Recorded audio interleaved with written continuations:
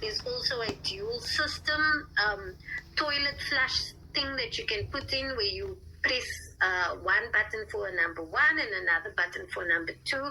That also minimizes the usage of water.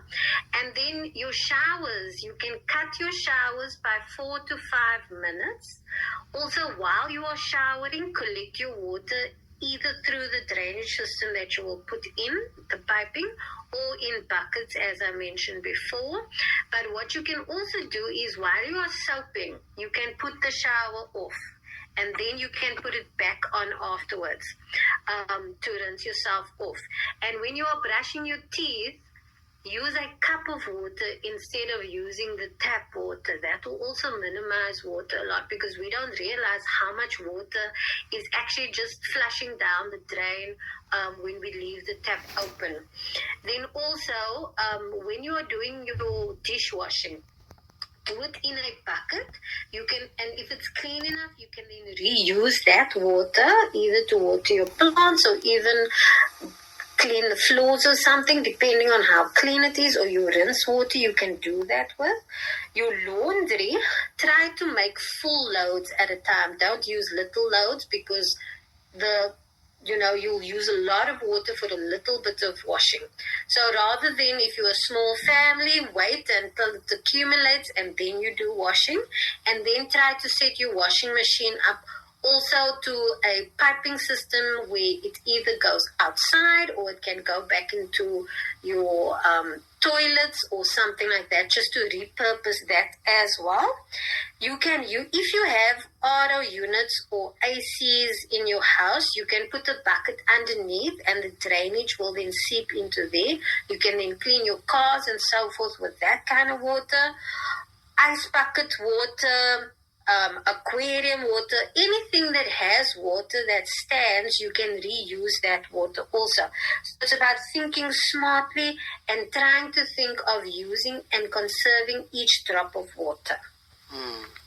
Now, schools and community facilities use large amounts of water daily, right? What regenerative water saving systems or habits could schools adopt to become more sustainable? Okay, the most important thing here that first needs to happen is education of the staff and the students as well, and then that will relate into the community because the kids go home and tell their parents and so forth. So education and changing the mindset and creating a water-saving culture is very important.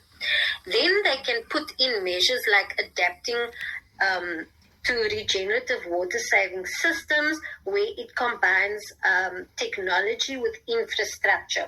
This also then reduces the water significantly, the use, because it has a very high impact when you use these smart water meters with feedback loops. You can reduce 15 to 25% of water. It also gives you alerts for leaks and bursts and so forth where you can act immediately. And then you can have inter-school water competitions, drive students and community engagement so that you're creating a culture of conversation and awareness. You can also gamify water-saving techniques where recipients can then either win coupons or rebate incentives. It's about doing smart things like that. Then installing sensor push-button taps. You see this a lot in malls and so forth, where the water just automatically stops. And then putting in aerated taps, which also then pressurizes to use less water, but still the same flow.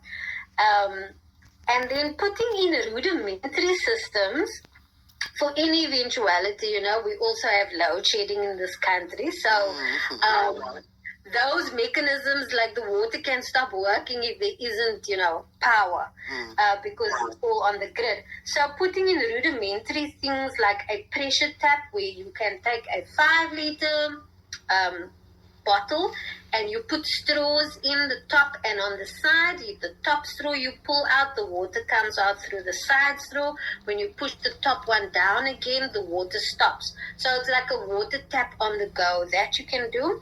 And then in COVID, there was this tippy tap thing where you press on a pedal and then the bucket, slants, and then water comes out, and then when you take your foot off, the bucket goes back. So it's those types of things that we can also start implementing when we can't afford the technology of those types of things. There have been 6 schools that have tried this, and they have found to have a 40% reduction of water so far. And then you can also try composting toilets, septic tanks, well points, and boreholes, and then just doing drip irrigation and those types of things, looking at smart ways to use water holistically throughout the school and the community. If one looks at municipalities also play a very big role in water security, what are some of the changes or investments do you believe that local governments need to prioritize urgently? Okay, so municipalities they absolutely have to prioritize infrastructure repairs. And I think Gauteng was a good example of how that is not being done.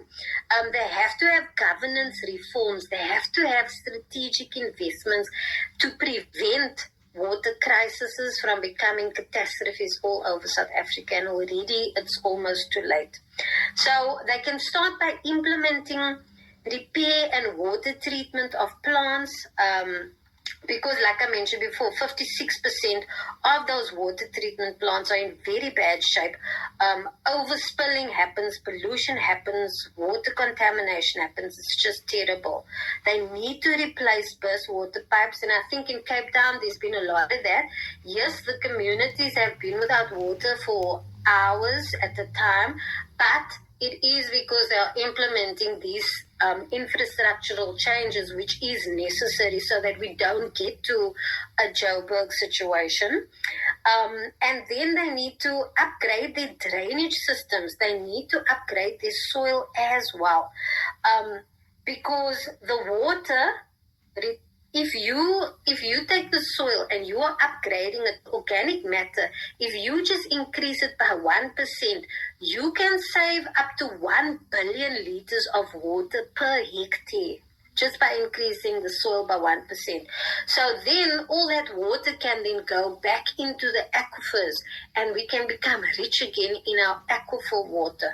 So those are also things we need to consider. We also need to do the drainage upgrade systems so that contamination doesn't happen. And I know in a lot of townships there's a lot of cross-contamination where their sewage spills go into our freshwater systems, and then it causes all kinds of problems with our drinking and our potable water.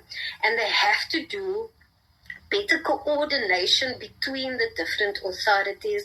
They can't focus on red tape and gatekeeping. They need to focus on doing what is necessary to prevent crises, and they have to have regular maintenance across the board, and they need to have long-term strategies that can then infiltrate into agriculture as well, because without water we can't have food. And they need to ensure that there are diversification systems or water sources for the agriculture as well. And so they need to set up more desalination plants, more storage facilities, different types of water treatment, STP plants, and gatekeeping needs to stop. They need to come up with viable solutions and try to work together. Now, beyond saving water, how does regenerative water management connect to broader issues like food, like security, environmental health, also climate resilience? Okay, so regenerative water management correlates to food and environmental and climate resilience in a very, very big way. And again, it starts by soil health. Soil health creates smarter water use, and then ecosystems can then be restored if everything is working together holistically. So it's not just about saving water, it's about regenerating the entire water cycle, so that water becomes the resource that builds resilience rather than just a commodity that we conserve. Now, the connection with food is, as I mentioned, when we build the soil, we can then retain better water, that can then impact the agriculture, because we are then creating diversified fields of agriculture, because it's not just monocrops, it's now diversification. We can save ecosystems whilst we are saving water. Also thinking about growing crops that are drought resistant, that can also help save water a lot. And so when the ground is covered by mulch or overcropping or those types of things, it actually reduces the temperature as well and puts more moisture into the air, which helps vegetation and helps the environment as well, with global warming and all those things that they call it. So climate resilience is very important because it promotes biodiversity health. The environment is extremely important and we need to invest in it. And then we need, with climate resilience, we are also doing carbon sequestration, which basically is trapping carbon in the soil, which then helps to alleviate pollution. We are reducing greenhouse gases. We are building resilience to these extreme weather anomalies, and we are protecting against droughts and floods. So everything works together if we decide to work on it. Cindy, thank you very, very much for joining us and for sharing practical insights into sustainable water management and also regenerative solutions during a time when water security remains such an important issue for South Africa. As we've heard today, every drop matters, whether through rainwater harvesting, recycling water at home, or creating more sustainable communities. Small actions taken consistently can make a meaningful difference for future generations. So, Cindy, to you, until we are in each other's company again. Bye-bye.